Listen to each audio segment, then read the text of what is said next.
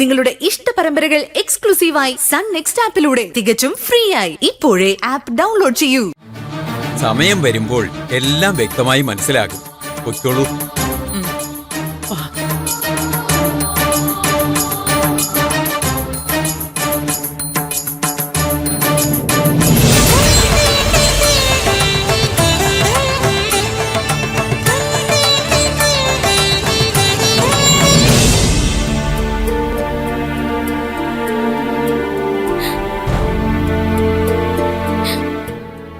മനസ്സിൽ നിറയെ സങ്കടങ്ങളുണ്ട്.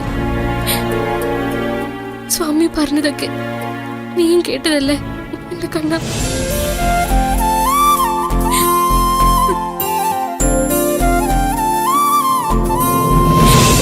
അഴിയും തോറും കൂടുതൽ മുറിവുന്ന കെട്ടുകളാവും ഈ കുട്ടിയുടെ മുന്നോട്ടുള്ള ജീവിതം. അമ്മയെയും കുടുംബത്തെയും ഒക്കെ നഷ്ടപ്പെടാം. ചില ജാതകങ്ങൾ അങ്ങനെയാണ്.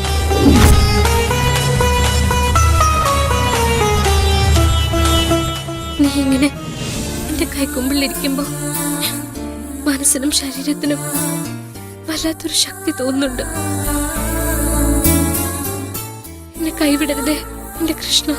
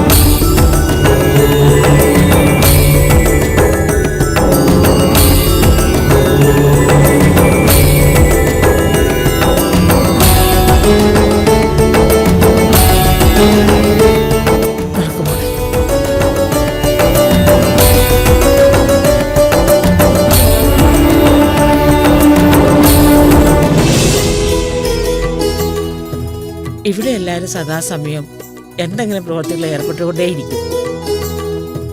ആരും നിർബന്ധിച്ചിട്ടൊന്നുമല്ല. ഇവിടെ എത്തുന്നവരെല്ലാം സ്വമേധയെല്ലാം ചെയ്യുന്നതാണ്. ഇവിടെ താമസിക്കുന്നതിന് ഫീസ് ഉണ്ടോ? അങ്ങനെ ഒരു ഏർപ്പാടൊന്നും ഇവിടെ ഇല്ല. സന്മനസ്സുള്ളവർ കൊടുക്കുന്ന സംഭാവനകൾ, പിന്നെ ഇവിടെ ആവശ്യമുള്ള ഭക്ഷ്യവസ്തുക്കളൊക്കെ ഇവിടെ തന്നെ കൃഷി ചെയ്ത് ഉണ്ടാക്കുന്നതാണ്. ഇവിടുന്ന് കുറച്ചപ്പുറത്ത് വിശാലമായ പുൽപ്പരിപ്പുണ്ട്. നമുക്കവിടെ പോയി കാണാം. 100ഓളം പശുക്കളാ അവിടെ മേഞ്ഞു നടക്കുന്നത്. ഒക്കെ ആശ്രമത്തിലെ അന്തേവാസികളാ. ഇവിടെ എത്ര അന്തേവാസികളുണ്ട്? അങ്ങനെ സ്ഥിരമായി നിൽക്കുന്ന ആരും ഇവിടെ ഇല്ല. എപ്പോ വേണമെങ്കിലും ആർക്കും ഇവിടെ വരാം, എപ്പോ വേണമെങ്കിലും പോകാം. ജീവിതമല്ലേ, മനഃശാന്തി തേടിയാണ് ഓരോരുത്തരിവിടെ വരുന്നത്. പ്രശ്നങ്ങൾക്കിടയിൽ നിന്ന് ഒരു താൽക്കാലിക മുക്തി, അതാണ് എല്ലാവർക്കും വേണ്ടത്. ഇവിടെ എത്തിച്ചേരാൻ പറ്റിയത് എന്റെ ഒരു മഹാഭാഗ്യമായിട്ടാണ് എനിക്ക് തോന്നുന്നത്.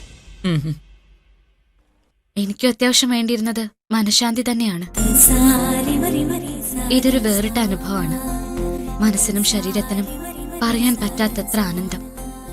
കുറച്ചു ദിവസം കഴിയുമ്പോ മനസ്സിന്റെ പിരിമുറുക്കമൊക്കെ മാറി നീ ഒരു പുതിയ ശരണ്യായി മാറും.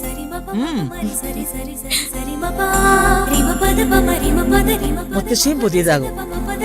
എന്നിട്ട് പുതിയ 2 ജന്മങ്ങൾ ഒരു സുപ്രഭാതത്തിൽ സ്വന്തം വീട്ടിലേക്ക് ചെന്നങ്ങോട്ട് കയറും.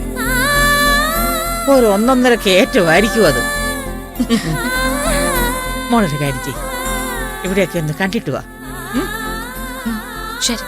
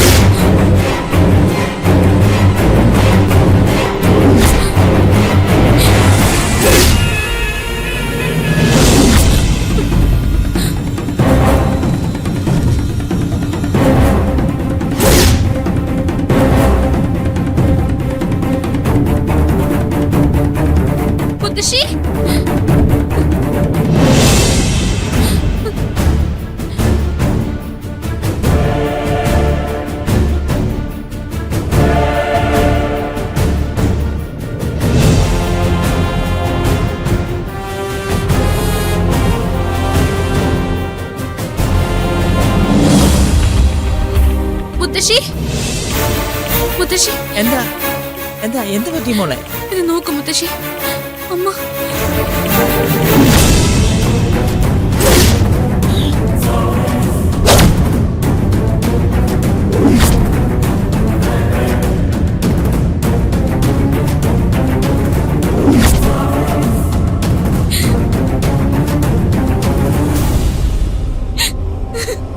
ദൈവമേ, എന്തായി കാണുന്നത്?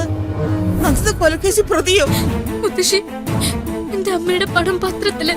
ഇത് ശരിയായിരിക്കോ മുത്തശ്ശി? മോളെ, സമ്മതിച്ചത് കൈവിടല്ലേ. നാട്ടിൽ എന്തൊക്കെയോ സംഭവിച്ചിട്ടുണ്ട്. മുത്തശ്ശി, എത്രയും പെട്ടെന്ന് പോണോ? എനിക്ക് അമ്മയെ കാണണം. പോകാം മോളെ, മുത്തശ്ശിയും വരാം. വാ.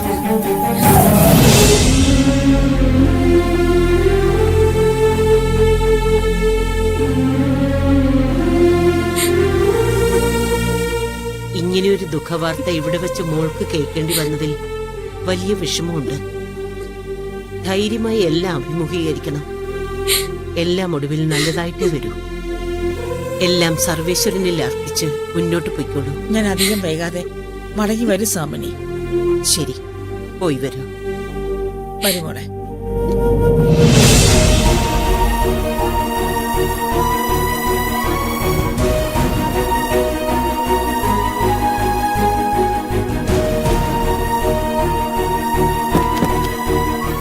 കേറും മോളെ.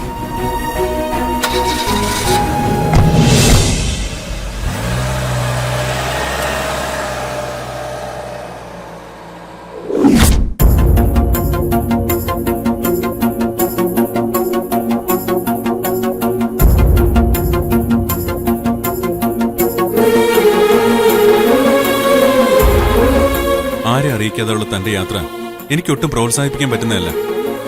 സ്വാമിനാഥൻ സാറ് എത്രമാത്രം ടെൻഷൻ അനുഭവിച്ചെന്നറിയോ? തന്നെ കാണാനില്ലെന്ന് പോലീസ് സ്റ്റേഷനിൽ കംപ്ലൈന്റ് വരെ കൊടുത്തു. ഒരു രാത്രിയില് ഭർത്താവിന്റെ വീട്ടിൽ നിന്ന് ഇറങ്ങി പോരേണ്ടി വന്നപ്പോ മനസ്സിനകം മുഴുവൻ ഇരുട്ടായിരുന്നു. എന്ത് വേണം, എങ്ങോട്ട് പോണെന്ന് ആലോചിച്ചപ്പോ ഒരു ഉത്തരം കിട്ടിയില്ല. പിന്നെ എത്തുന്നിടത്ത് എത്തുക എന്നുള്ള ചിന്തയില് വെറുതെ അങ്ങ് പോവുമായിരുന്നു. ആരെയും അറിയിച്ചില്ല. പക്ഷെ അമ്മയ്ക്ക് മാത്രം ഞാനൊരു മെസ്സേജ് അയച്ചു, ഞാൻ എവിടെയുണ്ടെന്ന്. എന്റെ ഈ യാത്ര നിങ്ങൾക്ക് ഇത്രയും വിഷമമുണ്ടാക്കുന്ന ഞാൻ അറിഞ്ഞില്ല. ഇനി അങ്ങനെ ആവർത്തിക്കാതിരിക്കാൻ ഞാൻ ശ്രമിക്കാം. അങ്ങനെയാണെങ്കിൽ നല്ലത്. ഇവിടെ ഉണ്ടായ സംഭവ വികാസങ്ങളെ പറ്റിയൊക്കെ ഏതാണ്ടൊക്കെ മനസ്സിലായി കാണുമല്ലോ. പത്രങ്ങളിൽ നിന്നും വിവരം അറിഞ്ഞിട്ടാണ് ഞാൻ ഇങ്ങോട്ട് ഓടിയെത്തിയത്. സ്വാമിനാഥൻ സാറിന് സുപ്രീം കോർട്ടിൽ ഒരു അർജന്റ് ഹിയറിംഗ് ഉണ്ടായിരുന്നില്ലെങ്കിൽ സാർ ഉറപ്പായി നേരിട്ട് നിന്ന് തന്നെ കാര്യങ്ങൾ നടത്തിയേനെ. അത് സാരമില്ല. എന്തായാലും സാർ ഇടപെടുന്ന പോലെ ആവില്ലല്ലോ. വിഷ്ണുവിനെ എനിക്ക് വിശ്വാസം. ഒന്നുമില്ലെങ്കിലും വിഷ്ണു എല്ലാം ഫസ്റ്റ് റാങ്ക് ഹോൾഡർ അല്ലേ. ഒട്ടും മോശമാവില്ലെന്ന് എനിക്ക് ഉറപ്പാണ്.